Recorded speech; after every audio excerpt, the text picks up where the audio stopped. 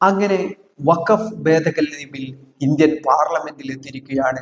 വലിയ പ്രതിപക്ഷ എതിർപ്പുകൾക്കിടയിലാണ് ബില്ല് പാർലമെന്റിൽ കൊണ്ടുവന്നിട്ടിരിക്കുന്നത്.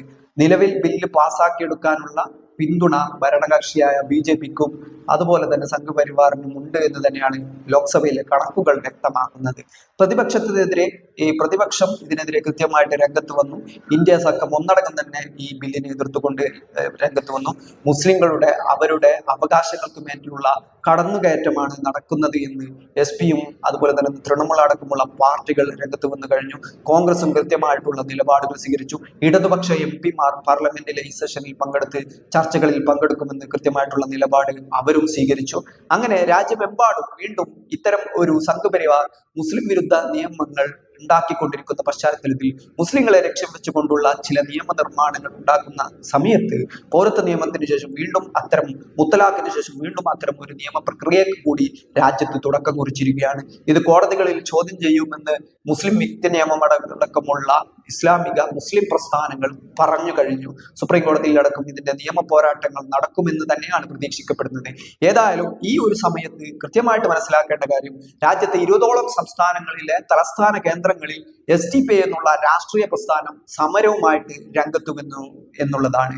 കേരളത്തിൽ തിരുവനന്തപുരത്ത്, കർണാടകയിൽ, അതുപോലെ തന്നെ തമിഴ്നാട്ടിലെ ചെന്നൈയിൽ, ഇങ്ങനെ തുടങ്ങിയ ഓരോ സംസ്ഥാനത്തും, അതുകൂടാതെ തന്നെ പ്രത്യേകം മനസ്സിലാക്കേണ്ട ഒരു കാര്യം, ഗുജറാത്തിലടക്കം SDP-യുടെ അഹമ്മദാബാദിൽ, അതായത് സമരങ്ങൾക്ക് നിരോധനമുള്ള ഗുജറാത്തിലെ അഹമ്മദാബാദിലടക്കം SDP പ്രവർത്തകർ ഇതിനെതിരെ രംഗത്ത് വന്നു പ്രതിഷേധങ്ങൾ തുടങ്ങിയിരിക്കുകയാണ്. രാജ്യമെമ്പാടും നേരത്തെ തന്നെ SDP ഇത്തരം പ്രതിഷേധങ്ങൾക്ക് നേതൃത്വം നൽകിയിരുന്നു. SDP തന്നെയാണ് വഖഫ് ഭേദഗതിക്കെതിരെ രാജ്യമെമ്പാടുമുള്ള പ്രതിഷേധങ്ങൾക്ക് തുടക്കം കുറിച്ചത്.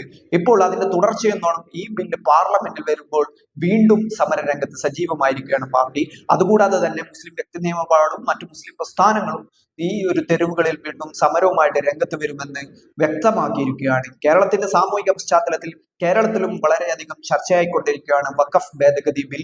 KCBC അടക്കമുള്ള ക്രിസ്ത്യൻ സംഘടനകൾ ഈ ബില്ലിനെ പിന്തുണക്കണം എന്നുള്ള നിലപാട് സ്വീകരിച്ചപ്പോൾ, പക്ഷേ കേരളത്തിലുള്ള കൃത്യമായിട്ട് ഈ കോൺഗ്രസിന്റെയും UDF-ന്റെയും ഒക്കെ ആളുകൾ നിലവിൽ ഇന്ത്യ മുന്നണിയുടെ ഭാഗമാണ്. അതുകൊണ്ട് തന്നെ ഇന്ത്യ മുന്നണി ഒരു തീരുമാനമെടുത്താൽ അതിന്റെ അനുസരിക്കേണ്ട ബാധ്യതയുണ്ട്. അതുകൊണ്ട് തന്നെ ഈ വഖഫ് ഭേദഗതി നിയമം എന്നുള്ളത് കൃത്യമായിട്ട് എന്താണെന്നും അതിന്റെ പ്രത്യാഘാതങ്ങൾ എന്നും ഒരു വഖഫ് ഭേദഗതി നിയമം കൊണ്ടുപോകുമ്പോൾ ആ സമുദായത്തോട് സംസാരിക്കാനോ അവരുമായിട്ട് എൻഗേജ് ചെയ്യാനോ അവരുമായിട്ട് ഏതെങ്കിലും രീതിയിൽ ചർച്ചകൾ നടത്താനോ ഈ ഭേദഗതി ബില്ലിൽ ഏതെങ്കിലും കാര്യങ്ങളെ പറ്റിയുള്ള ചർച്ചകൾ നടത്താനോ നിലവിലുള്ള ഭരണകൂടവും കേന്ദ്ര സർക്കാരും തയ്യാറായിട്ടില്ല എന്ന് തന്നെയാണ് ഇതിന്റെ ഏറ്റവും വലിയ പ്രശ്നം എന്നുള്ളത്.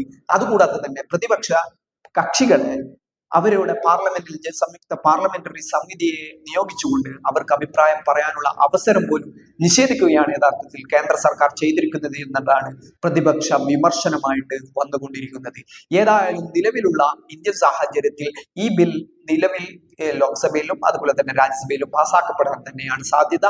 പക്ഷേ എങ്കിൽ പോലും ഇന്ത്യയുടെ തെരുവുകൾ വീണ്ടും ഒരു പൗരത്വ സമരത്തിന് ശേഷം അല്ലെങ്കിൽ NRC സമരത്തിന് ശേഷം വീണ്ടും പ്രക്ഷുബ്ധമാവാനുള്ള സാധ്യതകൾ നിലനിൽക്കുന്നുണ്ട്. നേരത്തെ ആന്ധ്രാപ്രദേശിലടക്കം അല്ലെങ്കിൽ ബീഹാറിലടക്കം ശക്തമായ പ്രതിഷേധങ്ങൾക്ക് തുടക്കം കുറിച്ചിരുന്നു.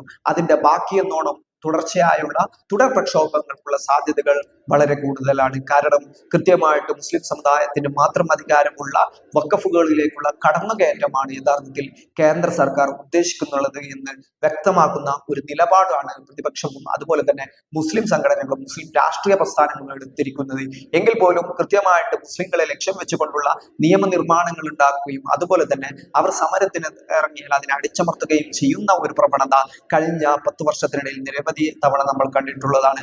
നേരത്തെ ഡൽഹി കേന്ദ്രീകരിച്ച് വലിയ രീതിയിലുള്ള NRC സമരങ്ങൾ നടന്നപ്പോൾ അവിടെ വലിയ കലാപങ്ങൾക്ക് പിന്നീട് സാക്ഷിയാവുകയും അതിന്റെ പേരിൽ നിരവധി സമരങ്ങൾക്ക് നേതൃത്വം ചെയ്ത ആളുകളെ ജയിലിലടച്ച് വർഷങ്ങളോളം ഇതുവരെ ജാമ്യം ലഭിക്കാത്ത ഒരു സാഹചര്യം നിലനിൽക്കുന്നുണ്ട്. എങ്കിൽ പോലും നിലവിലുള്ള സാഹചര്യത്തിൽ പോലും ഇത്തരം മുസ്ലിം വിരുദ്ധമായ നിയമങ്ങൾക്കെതിരെ രംഗത്ത് വരുമെന്ന് SDP-യും അല്ലെങ്കിൽ മറ്റുള്ള പ്രതിപക്ഷ കക്ഷികൾ ഒന്നടങ്കം തന്നെ വ്യക്തമാക്കിയിട്ടുണ്ട്.